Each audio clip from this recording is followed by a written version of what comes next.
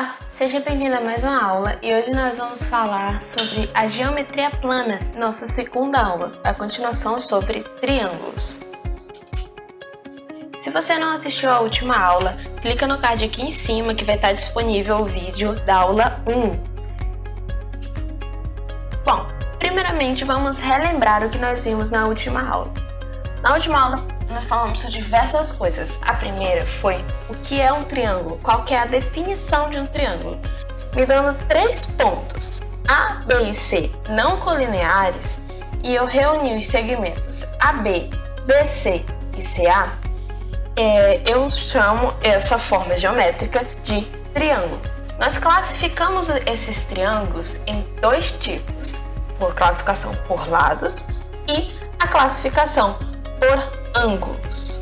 A classificação por lados me diz que existem os triângulos equiláteros, que é aqueles que possuem 3 lados congruentes, os triângulos isósceles, que são aqueles que possuem 2 lados congruentes, e os triângulos escalenos, que são os que possuem os 3 lados diferentes um do outro. E nós temos também uma segunda classificação, que é a classificação por ângulos. A classificação por ângulos nos diz que existem os triângulos acutângulos, que possuem 3 ângulos agudos, obtusângulos, um ângulo obtuso, e retângulo, um ângulo reto.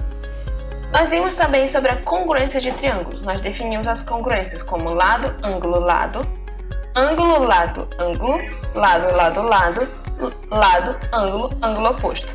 Além disso, nós vimos também outros casos que são, no caso, para a congruência de triângulos no triângulo retângulo, que é um caso especial, e nós vimos outros detalhes também mais específicos, que vão se tratar da desigualdade de triângulos. Agora nós vamos começar a nossa aula. Vamos lá? Hoje nós vamos ver sobre os elementos notáveis de um triângulo. Nós temos 4 elementos notáveis. A mediana, que é aquela que une um vértice ao ponto médio do lado oposto. Nós temos a bissetriz interna de um ângulo, é aquela reta que divide um ângulo interno em 2 ângulos iguais e vai em direção ao lado oposto. Nós temos a mediatriz, que é aquela reta perpendicular a um dos lados que passa justamente no ponto médio desse lado. E nós temos a altura, que sempre é relativa a um vértice. A altura, nesse caso, relativa ao vértice A, vai se encontrar no nosso ponto D, que é perpendicular. É um segmento perpendicular a um dos lados a partir de um vértice. A partir daí, nós temos mais 4 dados importantes, que são os pontos notáveis de um triângulo, que são o baricentro, que é formado a partir da reunião das medianas, que é esse pontinho aqui. Nós temos o incentro, que é formado a partir da reunião de todas as bissetrizes internas dos ângulos do triângulo. E nós temos também o ortocentro, que é o da mediatriz, que é a reunião de todas as mediatrizes vão formar esse ponto, o encontro delas, né? E nós temos o último, que é o circuncentro, que é a reunião, reunindo todas as alturas relativas aos vértices, nós temos um ponto de encontro que é chamado circuncentro.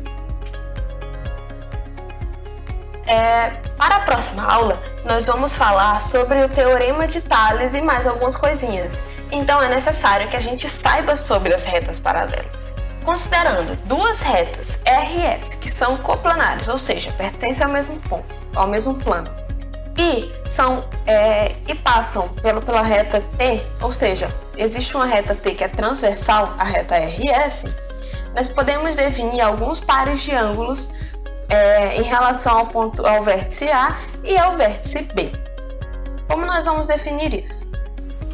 O primeiro deles são os ângulos correspondentes, que são aqueles que estão na mesma posição com relação ao vértice A e ao vértice B. Ou seja, o 2 é correspondente ao 6, o 1 ao 5, o 3 ao 7 e o 4 é correspondente ao 8. Os ângulos alternos internos, que são aqueles em que o 3 é alterno interno com 5, o 4 é alterno interno com 6. São aqueles que estão em lados contrários, né?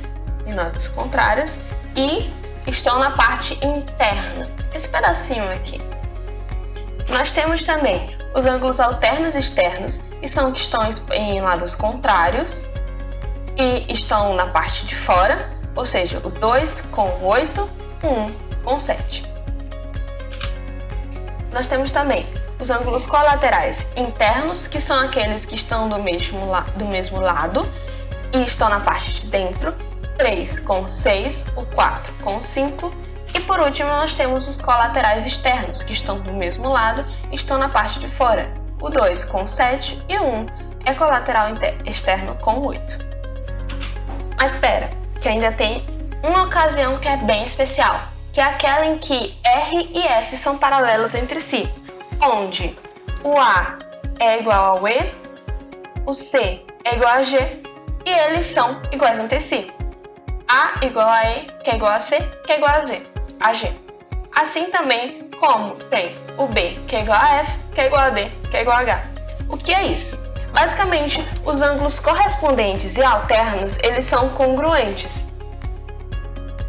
E os ângulos colaterais são suplementares. É basicamente isso que está querendo dizer. Eu acho mais fácil entender assim, pela igualdade, do que pela escrita em si. Enfim, é isso que nós temos para a aula de hoje. Muito obrigada por chegar até aqui e assistir o vídeo. Não se esqueça de se inscrever, clicar no joinha e deixar o seu comentário se você tiver alguma dúvida. Falou!